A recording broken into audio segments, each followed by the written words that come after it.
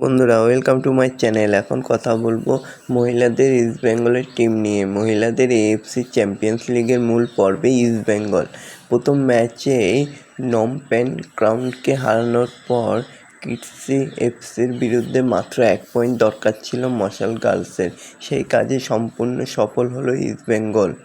Cambodian national sports কমপ্লেক্সের যোগ্যতা অর্জন পর্বে শেষ ম্যাচে কিটসির সঙ্গে 1-1 ম্যাচ ড্র হয়। তবে এই ম্যাচে নামার আগে লাল হলুদের কোচ জানিয়েছিল ড্র নয়, জিতেই মূল পর্বে যেতে চান। কিন্তু সঙ্গীতা বাসফোর, ফজিলা এবং সুলঞ্জনা রাউলের অস্ত করেই দল সাজিয়েছিলেন তিনি, যার সুফল পান ম্যাচের 9 মিনিটের মধ্যেই। ফাজিলা তৈরি করে দেওয়া বল থেকে গোল করে যান বাংলার মেয়ে সঙ্গীতা। পাল্টা লড়াইয়ের চেষ্টা করেছিল হংকংয়ের ক্লাব, কিন্তু পান্থই চানুর সামনে তারা সাফল্য পায়নি।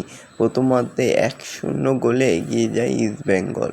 তো বন্ধুরা, এরকমই সব খেলার খবর প্রতিনিয়ত জানতে হলে চ্যানেলটিকে অতি শীঘ্রই লাইক, কমেন্ট, সাবস্ক্রাইব করতে ভুলো না। আর প্রচুর পরিমাণে শেয়ার করে দাও, যাতে আমার 4000 ঘন্টা ওয়াচ টাইম খুব শীঘ্রই পূর্ণ হয়ে যায়।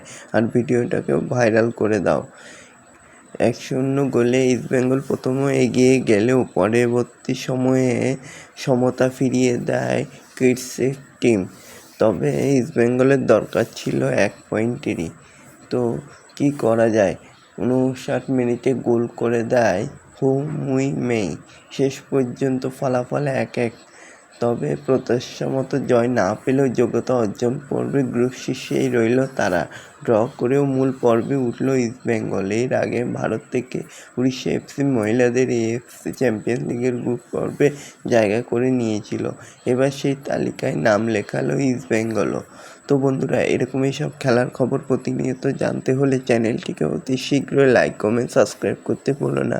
আর প্রচুর পরিমাণে শেয়ার করে দাও, যাতে ভিডিওটা ভাইরাল হয়ে যায় আর 4000 ঘন্টা ওয়াচ টাইম পূর্ণ হয়ে যায়। আর এরকমই সব খেলার খবর প্রতিদিন নিয়ে আসতে পারি। ধন্যবাদ সবাইকে।